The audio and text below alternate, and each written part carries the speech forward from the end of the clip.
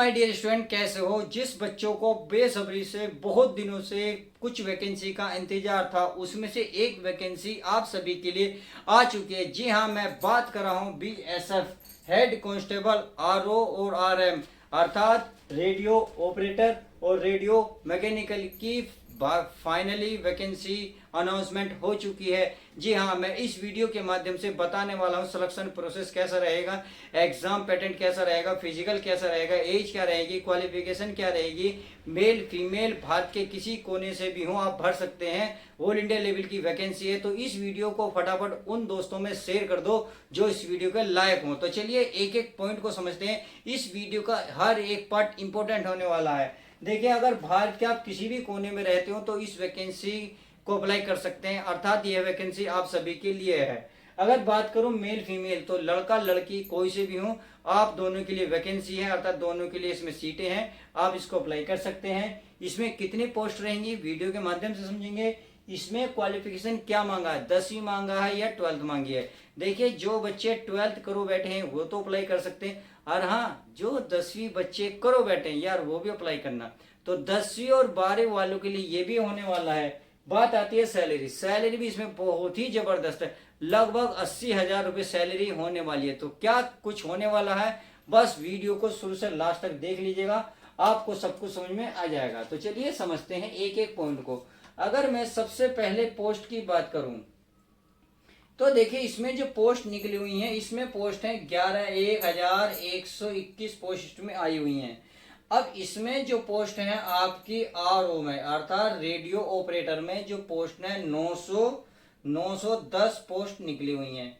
बाकी बची हमारी आरएम में अर्थात रेडियो मैकेनिकल में हमारी बची कितनी बची प्यारे बच्चों, 211 पोस्ट बची। तो इस तरीके से हम ये कह सकते हैं 1121 पोस्ट टोटल आरओ और आरएम में निकली हुई है। ये बात अच्छे से समझ में आ गई होगी। अब बात आती है इसमें एज क्या चाहिए, तो चलिए एज की भी मैं बात कर लेता हूँ। एज मिनिमम सभी को पता है लगभग 18-20 साल ही रहती है। तो इस बीएसएफ हेड कांस्टेबल के लिए अगर मैं एज की देखूं तो 18 साल मिनिमम और मैक्सिमम साल 25 साल रहने वाली है। ये बात है केवल जनरल वालों के लिए। और जो बच्चे आपके ओबीसी में आते हैं उनकी मिनिमम 18 से लेकर 28 साल तक रहेगी। जो लड़का लड़की एससी और एसटी में आते हैं उनके लिए 18 से लेकर 30 साल तक रहेगी। तो इस प्रकार से मिनिमम 18 रहेगी, मैक्सिमम 30 साल रहेगी। आप फॉर्म को अप्लाई कर सकते हैं। इतनी बात समझ में आ गई होगी। अब बात आती है इसमें सर फॉर्म फिल करते वक्त आपको मतलब कितने ऊपर चार्ज लगेगा, चलिए उसको मैं बता देता हूँ। बात आती है फीस की, चलिए फीस भी बात कर लेते हैं। अगर मैं इसमें जनरल वालों की बात करूं, ओबीसी वालों की बात करूं, आपका ईडब्ल्यूएस वालों की बात करूं तो आपके लिए 100 रुपये चार्ज लगेगा फॉर्म फिल करते वक्त। बाकी जो बचा जैसे आपका SC ST and all female. All female का मतलब है चाहे वो जनरल की हो, ओबीसी की हो, ईडब्ल्यूएस की हो, एससी एसटी की हो, कोई सी भी कैटेगरी की लड़की हो, अगर इस फॉर्म को अप्लाई करती हैं तो उनका कोई भी चार्ज नहीं लगेगा, अर्थात फ्री ऑफ कॉस्ट रहने वाला है। बात समझ में आ गई। चलिए आगे बात कर लेते हैं कि अगर पेमेंट की बात करो तो ये पेमेंट जो है आपका ऑनलाइन पेमेंट होगा, अर्थात ऑफलाइन नहीं है, ऑनलाइन पेमेंट होगा। समझ में आ गई। अब बात आती है क्या सर इसमें डिग्री या डिप्लोमा मांगा है या नहीं मांगा। अगर मैं डिग्री या डिप्लोमे की बात करूं तो इसमें डिग्री या डिप्लोमे की कोई जरूरत नहीं है। इसमें ऐसा कुछ भी नहीं मांगा। बात आती है इसमें क्वालिफिकेशन। देखिए क्वालिफिकेशन इन्होंने कंडीशन थोड़ी सी करी है। क्या कंडीशन करी है, अगर जो बच्चे, चलिए कंडीशन को इसे बाद में देख लेते हैं, बाद में सबसे पहले देख रहे हैं सैलरी। अगर मैं सैलरी बात करूं तो इसमें सैलरी आपकी माय डियर स्टूडेंट 81,100 रुपये रहने वाली है। देखिए सैलरी देखिए, सबसे ज्यादा सैलरी दिख गई 81,000, यानी कि 80,000 प्लस आपकी सैलरी रहने वाली है। तो इसलिए तो कहता हूँ वीडियो को फटाफट शेयर करा करो, चैनल को सब्सक्राइब करो, क्योंकि ऐसी वीडियो मैं चैनल पर लाता रहता हूँ। क्योंकि देखिए 80,000 अपने आप में बहुत होते हैं। अगर आप 10वीं करने पर एक छोटी सी मेहनत कर लेते हैं तो एक सपनों को उड़ान दे सकते हैं, माँ बाप के सपनों को एक साकार कर सकते हैं। जो मौका हर किसी को नहीं मिलता वो मौका आप सभी के पास है। थोड़ी सी मेहनत आप आपके सपनों को उड़ान जान दोनों डाल सकती है। तो प्लीज़ सैलरी देख लीजिएगा और अपनी मेहनत तैयारी शुरू कर दो। अब चलिए इतनी बात तो आ गई, बात आती है सर ये अप्लाई कब से है। तो देखिए इसका जो ऑफिशियल नोटिफिकेशन की मैं बात करूं तो ये जस्ट अभी आया है, तुरंत मैंने वीडियो अभी बनाने के आपके लिए चेष्टा की है, कोशिश की है कि क्यों ना बच्चों को तुरंत प्रोवाइड करा दी जाए। अब बात आती है सर ये अप्लाई कब से होंगी, तो चलिए अप्लाई की मैं बता देता हूँ। चलिए अप्लाई बता देता हूँ। अगर मैं अप्लाई की बात करूँ, इसमें अप्लाई हमने कब से करते, अगर मैं स्टार्ट की बात करूँ तो ये आपके 24 अगस्त से चालू हो रहे हैं। अगर मैं लास्ट डेट की बात करूं तो 23 सितंबर, लगभग आप ये कह सकते हैं पूरा पूरा आपको 1 महीने का टाइम मिलेगा इसको फॉर्म भरने का। यानी कि ऑफिशियल नोटिफिकेशन की बात करूं तो ये आपका 13 तारीख में आया है, लगभग आप ये कह सकते हैं 10 दिन बाद इसके फॉर्म बनने चालू हो जाएंगे। तो इस वीडियो को फटाफट शेयर कर दो यार, कम से कम उस बच्चों तक पहुंचा दो जो इसके काबिल हैं, जो इस सपना देख रहे हैं कि हमें कोई ऐसी वैकेंसी, ऐसी कोई जॉब मिल जाए जिससे हम अपने माँ बाप के सपनों को उड़ान दे सकें और थोड़ी सी मेहनत करके अपने सपनों में जान डाल सकें। क्योंकि शेयर करने से अगर किसी के परिवार में खुशियां आपके हाथों आती हैं तो इससे बढ़िया सौभाग्य आपको क्या होगा। तो चलिए इतनी बात समझ लेंगे। अब अप्लाई तो ये बात समझ में आ गई। अब इसको मैं जरा रफ कर देता हूँ।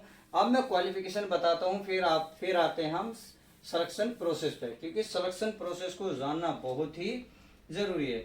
बात आता है क्वालिफिकेशन में। देखिए क्वालिफिकेशन में अगर 12th पास करिए और वो भी हमने PCM अर्थात फिजिक्स केमिस्ट्री एंड मैथ, अगर इससे पास करी है और उसमें भी आपके 60% मार्क्स हैं तो ही आप फॉर्म को अप्लाई कर सकते हैं। अगर इससे कम आपके मार्क्स हैं तो अप्लाई नहीं करेंगे। दूसरी कंडीशन ये है कि इसमें जो बच्चे 12वीं में केमिस्ट्री लिए हुए हैं या आर्ट्स लिए हैं तो प्लीज वो इस वीडियो को ना देखें, वो इसके लिए नहीं है। बस उस दोस्तों में शेयर जरूर कर सकते हैं जो इसके काबिल है। तो समझ में आ गई, PCM चाहिए 12वीं क्लास में। अब बात आती है सर 12वीं वाले ही भर सकते हैं क्या, इसे 10वीं वाले भी अप्लाई कर सकते हैं? तो मैं कहूँगा हाँ बिल्कुल अप्लाई कर सकते हैं। इस ये क्या है, अगर आपने 12वीं के साथ, अगर 12वीं के साथ आपने ITI कंप्लीट कर रखी है तो इस फॉर्म को अप्लाई कर सकते हैं। उम्मीद है 12वीं में PCM चाहिए 60% के साथ, अगर 10वीं में आपने 10वीं के साथ ITI कर रखी है तो भी आप फॉर्म को अप्लाई कर सकते हैं। अब बात आती है इसमें डिग्री डिप्लोमा मैंने बता ही दिया, सैलरी बता दी। देखिए इसमें फिजिकल सबसे पहले बास्ट इंपोर्टेंट सिलेक्शन प्रोसेस की कर लेते हैं। अब सिलेक्शन प्रोसेस को जानना वेरी मोस्ट इंपोर्टेंट इसलिए है, रीजन ये है क्योंकि बच्चे फॉर्म अप्लाई कर देते हैं बट ये नहीं जान पाते कि हम पहले फिजिकल देंगे या रिटन एग्जाम होगा, DV होगा या मेडिकल होगा। इसलिए मैं कहता हूँ वीडियो का हर एक पार्ट इंपॉर्टेंट है, तो चलिए ध्यान से देख लीजिएगा। इसमें पहले आपका CBT नहीं होने का अर्थात रिटन एग्जाम नहीं होने का, पहले आपका फिजिकल होगा। यदि आप फिजिकल को क्वालिफाई कर जाते हो तब आपका रिटन एग्जाम होगा, तब जाकर आपका मेडिकल होगा, तब जाकर आपकी कहीं ना कहीं ज्वाइनिंग होगी। तो समझ में आ गई। अर्थात अगर मैं सिलेक्शन प्रोसेस की बात करूं तो पहले क्या होगा, आपका फिजिकल होगा, फिर आपका रिटन टेस्ट होगा। क्या होगा, रिटन टेस्ट होगा, रिटन टेस्ट होगा, फिर आपका माय डियर स्टूडेंट, फिर आपका DV होगा। क्या होगा, DV होगा, फिर आपका मेडिकल होगा। उम्मीद है समझ गए होंगे। चलिए इतना करने के बाद अब बात आती है, चलिए फिजिकल में क्या क्या होगा, रिटन में क्या होगा। तो पहले फिजिकल की मैं बात कर लेता हूँ।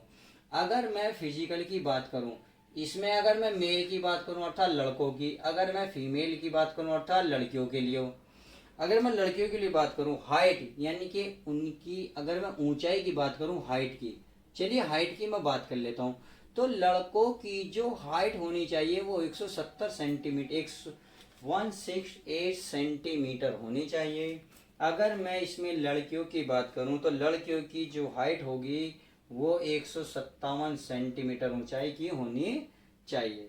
अगर मैं इसी में बात करूं चेस्ट की, किसकी, चेस्ट की, तो चलिए चेस्ट को भी मैं आपको बता देता हूं।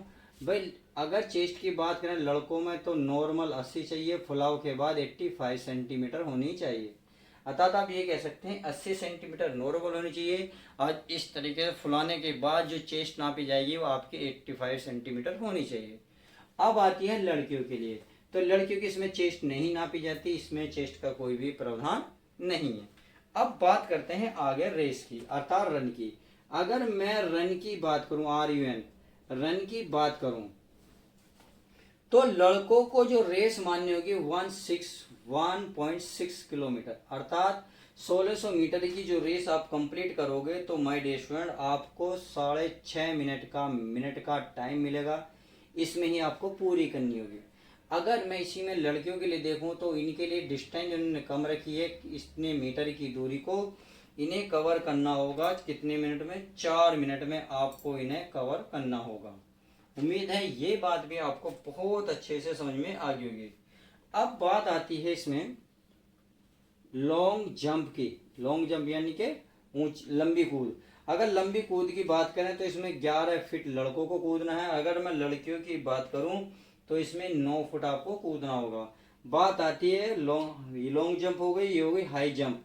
क्या हो गई? High jump. हाई जंप में लड़कों के लिए 3.5 फुट की हो गया, लड़कियों के लिए 3 फुट होगा। सब में आपको 3-3 चांस मिलेगा, 3 के बाद आपको कोई चांस नहीं मिलेगा, आपको डिस्क्वालीफाई कर दिया जाएगा। अगर 3 चांस में आप ये काम कर लोगे तो आपका नंबर पक्का हो जाएगा। तो उम्मीद है आपको फिजिकल अब समझ में आ गया होगा। अब बात आती है, अगर सर हम फिजिकल को कंप्लीट कर लेते हैं, ये चीजें जो अभी आपने समझाई हैं, उसके बाद रिटन एग्जाम होगा। तो रिटन एग्जाम में क्या क्या आएगा, चलिए इस बात को समझ लीजिएगा। देखिए रिटन एग्जाम बहुत ही सरल है। एक ही सब्जेक्ट आपका मजबूत होना चाहिए, अगर वो है तो आप बहुत प्यार से रिटन एग्जाम को क्वालिफाई कर जाएंगे। चलिए समझा देते हैं रिटन एग्जाम को।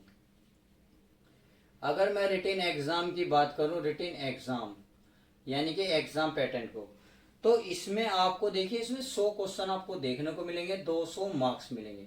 और इसको क्वालिफाई करने के लिए माय डियर स्टूडेंट आपको 120 मिनट का टाइम मिलेगा। यानी कि आप सीधा सीधा कह सकते हैं आपको 2 घंटे का वक्त मिलेगा।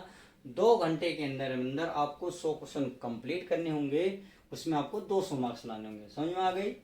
अब 100 क्वेश्चन कौन कौन से हैं देखिए। फिजिक्स की मैं बात करूं, फिजिक्स अगर मैं फिजिक्स की मैं बात करूं तो फिजिक्स के आपको 40 क्वेश्चन देखने को मिलेंगे।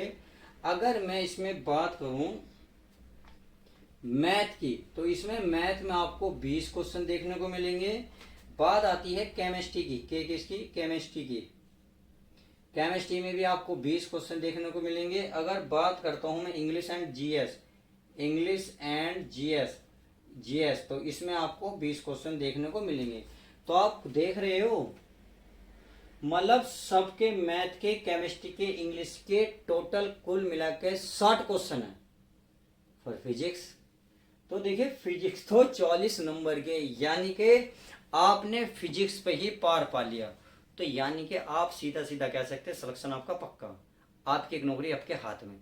तो प्लीज इस वीडियो को ध्यान से देख लीजिएगा। मैं पहले बताता हूँ फिजिक्स इंपॉर्टेंट है, फिजिक्स में पकड़ कर लो तो बाकी तो आपके हाथ में आ ही जाएगा। उम्मीद है ये बात आपको समझ में आ गई होगी। तो ये बात आती है इसमें क्या नेगेटिव मार्किंग है। चलिए नेगेटिव मार्किंग की बात करते हो। नेगेटिव मार्किंग 1/4 है, अर्थात 4 में से आपका एक सही आंसर काट लिया जाएगा। चलिए उम्मीद है सब कुछ मैंने बता दिया। एक चीज रह गई है कि आपकी एज जो है कब से काउंट होगी। तो ये जो एज है आपकी काउंट होगी 23 सितंबर से काउंट होगी, अर्थात जब फॉर्म भरोगे तो लास्ट डेट जब मैंने बताई 23 तारीख, तो उस दिन से आपकी एज को काउंट किया जाएगा। तो इस वीडियो के माध्यम से मैंने लगभग सब कुछ कवर करा दिया है। अब ऐसा कुछ भी नहीं बचा जो आपके लिए हो इम्पोर्टेंट। अगर कुछ इन्फॉर्मेशन बची है, कुछ चाहते हो, कुछ क्वेश्चन है तो प्लीज कमेंट कर सकते हो। चैनल बने चैनल को सब्सक्राइब करो, लाइक करना ना भूलें। मिलते हैं ऐसी नई वैकेंसी के साथ।